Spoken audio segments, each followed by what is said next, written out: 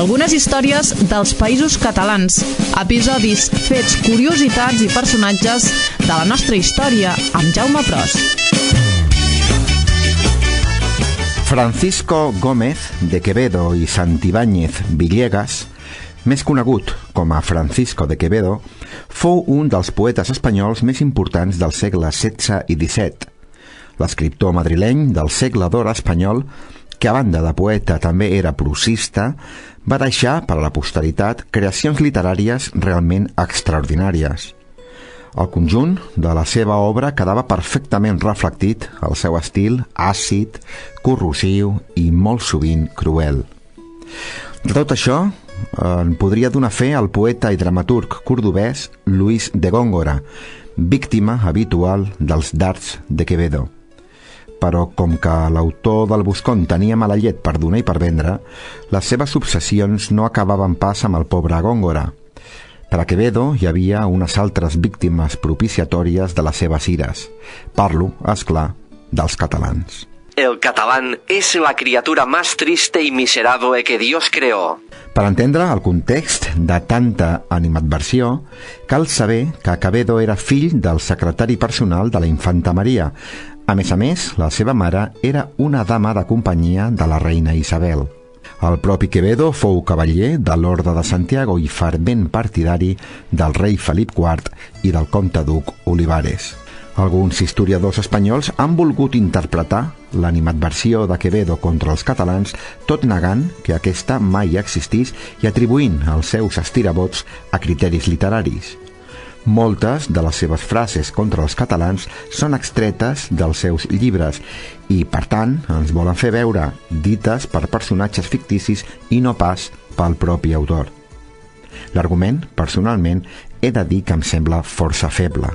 Son los catalanes el ladrón de 3 manos, que para robar en las iglesias, hincado de rodillas, juntaba con la izquierda otra de palo, y en tanto que viéndole puestas las 2 manos, le juzgaban devoto, robaba con la derecha.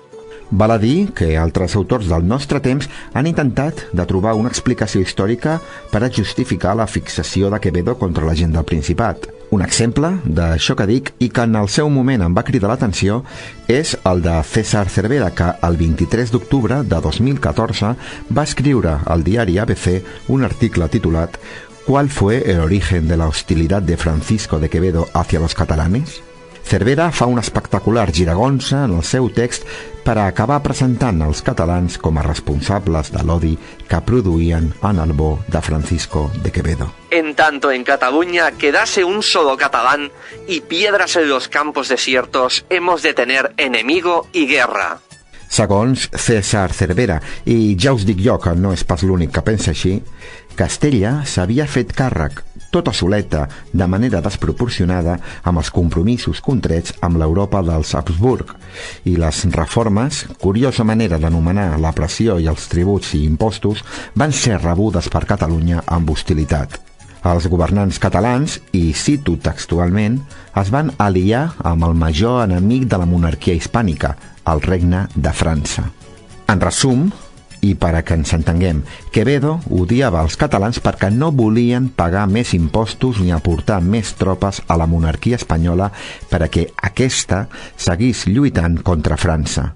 Per tant, si hi havia algun responsable d'aquest odi malaltís del poeta castellà contra els catalans eren Vesperón i, segons ens volen fer veure, els propis catalans. Però aquest argument també té llacunes. Son las viruelas de sus reyes. Todos las padecen y los que escapan quedan por lo menos con señales de haberlas tenido. A veure, si el principal enemic de la monarquia hispànica al segle XVII era França, on són els textos carregats d'odi de Quevedo contra els francesos més o menys equiparables als qui va escriure contra els catalans? Si en aquella època el principal camp de batalla per als castellans era als Països Baixos, on són els textos de Quevedo contra els flamencs? Si aprofitant la debilitat castellana per la seva acumulació de tropes a Catalunya, Portugal es va poder independitzar, on són els textos de Quevedo contra els portuguesos amb la mateixa càrrega d'odi que els que va escriure contra els catalans? Son los catalanes aborto monstruoso de la política. L'odi que Quevedo li tenia a Catalunya era molt profund. Els catalans van lluitar contra el seu rei, Felip IV, en la Guerra de Successió. Els catalans no van voler ni pagar més diners ni sacrificar més vides per seguir defensant una gran Castella davant de França. Els catalans volien mantenir la seva llengua, costums i lleis, mentre la monarquia hispànica va fer tot el possible per acabar amb qualsevol vestigi singular català, polític, cultural, econòmic, etc. I com ha passat en molts altres moments de la història, la corona hispànica no va tenir cap pietat d'aplicar tota la violència possible contra el Principat.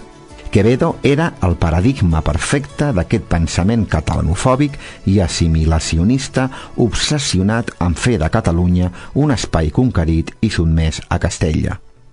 Un pensament, el de Quevedo, que ha perdurat durant molts segles i que, malauradament, és tan arrelat que seguirà ben viu, i això és un fet, durant molt, molt de temps. I això serà així en molts sectors, mitjans i institucions espanyoles. Benvolguda audiència, ens retrobem ben aviat aquí amb una nova història dels Països Catalans. Recordeu que podeu seguir el Twitter del programa @historiasppcc. Que acabeu de passar un molt bon dia. Algunes històries dels Països Catalans, episodis, fets, curiositats i personatges de la nostra història amb Jaume Pros.